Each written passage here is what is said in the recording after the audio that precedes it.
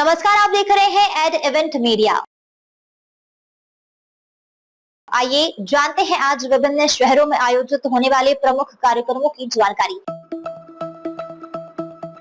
Pullman new Delhi arrow city में चल रहे कोरियन फूड फेयर 2026 का आज अंतिम दिन है। यह प्रदर्शनी भारतीय और कोरियाई फूड एवं बेवरेज उद्योग के बीच व्यापारिक सहयोग बढ़ाने के उद्देश्य से आयोजित की गई है। मेले में कोरिया के प्रमुख ब्रांड्स, होटल, रेस्टोरेंट और फूड स्टार्टअप्स सक्रिय रूप से भाग ले रहे हैं। यशोभूमि द्वारका में चल रहे रेनोवेक्स ग्लोबल 2026 का आज अंतिम दिन है। यह अंतर्राष्ट्रीय प्रदर्शनी solar energy, renewable energy, green technology और ऊर्जा क्षेत्र के नवाचारों पर केंद्रित है। इसे भारत समेत कई देशों की कंपनियां, विशेषज्ञ और निवेशक भाग ले रहे हैं। भारत मंडपम में 31 जुलाई से 1 अगस्त 2026 तक TOI sports fitness and infrastructure expo 2026 का आयोजन होगा। यह sports infrastructure, fitness, sports technology और B2B नेटवर्किंग का प्रमुख आयोजन है, जिसमें खेल क्षेत्र की अग्रणी कंपनियां, निवेशक और स्टार्टअप्स भाग लेंगे। आइए जानते हैं खास खबरें। आज संसद के मानसून सत्र का 9वां दिन है। विपक्ष के हंगामे के बीच लोकसभा की कार्यवाही 2 बार स्थगित कर दी गई है। दोपहर 3 बजे तक के लिए निचले सदन की कार्यवाही स्थगित की गई है।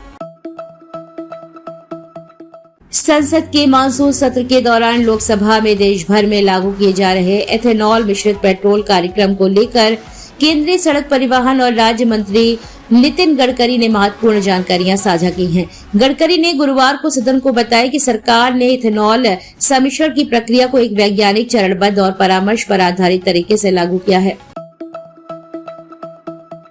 नीरज चोपड़ा फाइनल में पहुंच गए हैं। फाइनल मुकाबला 31 जुलाई को देर रात खेला जाएगा। नीरज के साथ भारत के 2 और खिलाड़ी भी फाइनल में पहुंचे हैं। इनमें रोहित यादव और यशवीर सिंह शामिल हैं। सुप्रीम कोर्ट ने छात्र आंदोलन से जुड़ी एक याचिका पर सुनवाई के दौरान दिल्ली सरकार को निर्देश दिए हैं कि पैलेट गन से घायल हुए प्रदर्शनकारियों का इलाज दिल्ली सरकार कराए। पाकिस्तान गुलाम कश्मीर को शेष दुनिया से काट कर कत्लेआम की तैयारी में है। ओवरसीज कश्मीरी संयुक्त जन कार्यवाही समिति ने चिंता जताई है। साथ ही विश्व समुदाय से दखल देने की अपील की गई है। भोपाल में किसानों के आंदोलन के बीच अतिरिक्त पुलिस आयुक्त मोनिका शुक्ला एक बार फिर चर्चा में है। सख्त कार्यशैली के लिए पहचाने जाने वाली IPS अधिकारी मोनिका शुक्ला ने कानून व्यवस्था संभालते हुए पुलिस बल का नेतृत्व किया।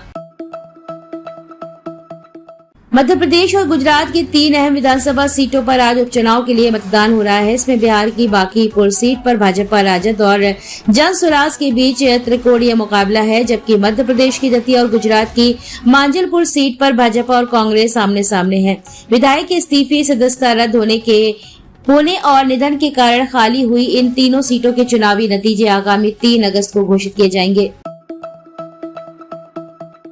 तमिलनाडु के पूर्व मंत्री और DMK नेता V सेंथिल बालाजी ने टास्क मैग घोटाले से जुड़े भ्रष्टाचार मामले में गिरफ्तारी से पहले जमानत के लिए सुप्रीम कोर्ट का रुख किया है। मद्रास हाई कोर्ट से राहत न मिलने के बाद सुप्रीम कोर्ट ने उनकी याचिका पर शुक्रवार को सुनवाई के लिए सहमति दे दी है। हॉकी इंडिया ने पुरुष और महिला विश्व कप से पहले भारतीय टीम की नई नारंगी जर्सी लॉन्च की है। पूर्व कप्तान वीरेन रास क्विन्हा ने इसे टीम की पहचान के खिलाफ बताते हुए सवाल उठाए। वहीं हॉकी इंडिया के अध्यक्ष दिलीप तिर्की ने कहा कि यह फैसला खिलाड़ियों और कोचिंग स्टाफ के सुझाव पर लिया गया है, ताकि नीले टर्फ पर खिलाड़ियों की विजिबिलिटी बेहतर हो सके। आज रणबीर कपूर स्टारर फिल्म रामायण का ट्रेलर रिलीज हुआ है। फैंस ट्रेलर देखकर फिल्म देखने के लिए उत्साहित हो गए हैं। इस ट्रेलर में अरुण गोविल से लेकर रकुल प्रीत, विवेक ओबराय जैसे कई कलाकार नजर आए। जानिए कौन सा कलाकार फिल्म में किस किरदार में नजर आ रहा है। क्रिकेट के सभी प्रारूपों से संन्यास लेने वाले अजिंक्य रहाणे सिर्फ एक शानदार बल्लेबाज ही नहीं, बल्कि भारत के सबसे सफल और शांत कप्तानों में भी शामिल रहे। उनकी कप्तानी में भारत टेस्ट और वनडे में एक भी मैच नहीं हारा, जबकि T20 में सिर्फ एक मुकाबला गंवाया। डेबिवली की लोकल ट्रेन से शुरू हुआ उनका सफर गावा में ऐतिहासिक जीत तक पहुंचा। ये कहानी है एक ऐसे खिलाड़ी की जिसने हमेशा देश को खुद से ऊपर रखा है। संसद परिसर में मकर द्वार के बाहर प्रदर्शन के दौरान कांग्रेस सांसद प्रियंका गांधी वाड्रा और टीएमसी सांसद कल्याण बनर्जी के बीच बातचीत हुई। प्रियंका गांधी ने टीएमसी पर कांग्रेस नेताओं को शामिल करने का आरोप लगाया है, जिसके जवाब में कल्याण बनर्जी ने 1997 में ममता बनर्जी को कांग्रेस से निकाले जाने का जिक्र किया है। क्या आप भी सोया चाप को हेल्दी समझकर खाते हैं? गाजियाबाद की 2 फैक्ट्रियों पर छापेमारी में ऐसा खुलासा हुआ है, जिसे जानकर आप अगली बार चाप खरीदने पहले जरूर सोचेंगे। कहीं 90% तक मैदा मिला तो कहीं गंदगी के बीच तैयार हो रही थी चाप। गूगल ने अपने पेमेंट ऐप गूगल पे में नया जेमिनी एआई फीचर लॉन्च किया है, जो सिर्फ पेमेंट तक सीमित नहीं रहेगा। ये टूल आपके खर्चों का सटीक हिसाब रखेगा और एसआईपी या टैक्स जैसे मुश्किल सवालों के जवाब भी देगा। इस फीचर को 10 भारतीय भाषाओं में उपलब्ध कराया गया है। मर्सिडीज बेंज ने अपनी लोकप्रिय कॉम्पैक्ट लग्जरी एसयूवी जीएलए की तीसरी पीढ़ी से पर्दा उठा दिया है। इस बार सबसे बड़ा बदलाव यह है कि कंपनी ने पहली बार जीएलए का ऑल इलेक्ट्रिक संस्करण भी पेश किया है। पश्चिम एशिया में अमेरिका और ईरान के बीच जारी तनाव एक नए चरण में पहुंचता दिख रहा है। सऊदी अरब के सार्वजनिक रूप से ईरान समर्थित गुटों के खिलाफ सैन्य कार्रवाई में शामिल होने और कूटनीतिक प्रयासों के फिर ठप पड़ने से क्षेत्र में हालात एक बार फिर गंभीर हो गए हैं।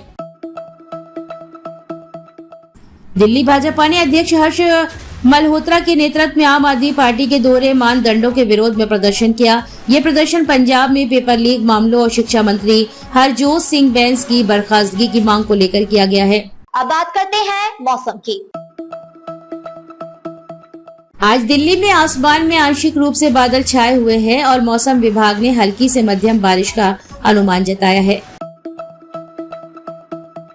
आज देहरादून में आसमान मुख्य रूप से बादलों से घिरा हुआ है और मौसम विभाग ने भारी गरज के साथ आंधी पानी का अनुमान जताया है। आज पंजाब में मानसून पूरी तरह सक्रिय है, जिसके कारण मौसम विभाग ने राज्य के कई हिस्सों में भारी से बहुत भारी बारिश का ऑरेंज अलर्ट जारी किया है। आज उत्तर प्रदेश में मानसून की गतिविधियां चरम पर हैं और मौसम विभाग ने राज्य के कई हिस्सों में गरज चमक के साथ मध्यम से भारी बारिश का अनुमान जताया है। आज मध्य प्रदेश में मानसून एक बार फिर पूरी तरह सक्रिय हो गया। आइए जानते हैं आज का राशिफल।